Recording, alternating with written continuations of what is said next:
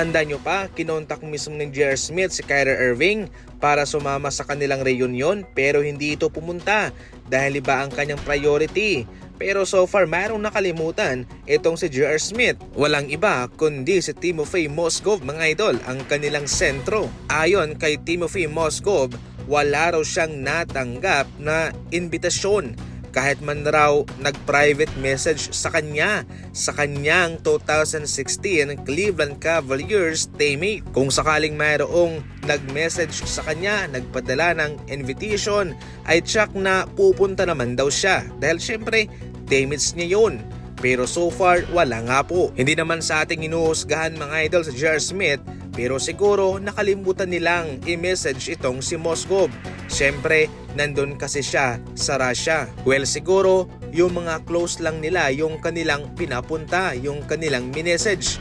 Pero given na yun huy reunion ng 2016 Cavaliers team, ay dapat nandun din sana si Timofey Mozgov. Hindi naman po ito minasama ni Mozgov mga idol, pero syempre ikakasaya niya kung mayroong makakaalala sa kanya, kung mayroon sanang nag-invite sa kanya para sa pagtitipong iyon. Isang dekalibreng center itong si Mozgov para sa Cleveland Cavaliers.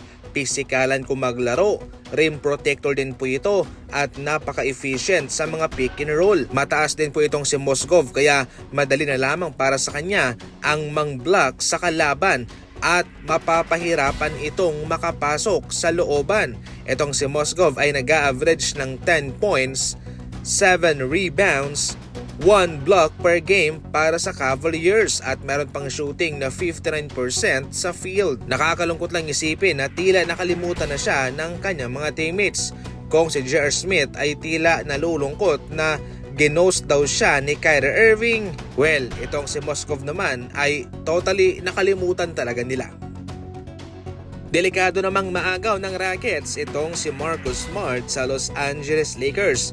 Itong si Smart ay tatanggi sa kanyang $5.4 million na player option sa Los Angeles Lakers para maging free agent. Ngayon, ang gusto ni Smart ay lumaki pa ang kanyang kontrata. So definitely, gusto niyang tumaas yung kanyang $5.4 million. Hindi sa ayaw ni Smart sa Lakers, gusto niyang bumalik pero sa malaking halaga dahil sa kanyang naging magandang NBA season sa kanila dahil sa nag-improve ang kanilang depensa.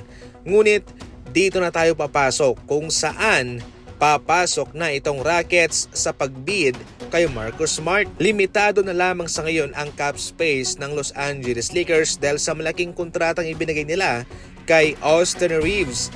At itong Rockets, malaki pa ang kanilang cap space at pwede po nilang taasan kung ano pa ang gustong makuha nitong si Smart.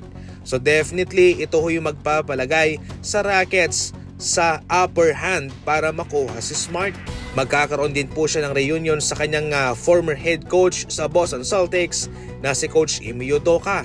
Kung priority ni Marcus Smart na magkampiyon, pwede siyang manatili sa Lakers kung mayroon siyang paniniwalang magkakampiyon sila.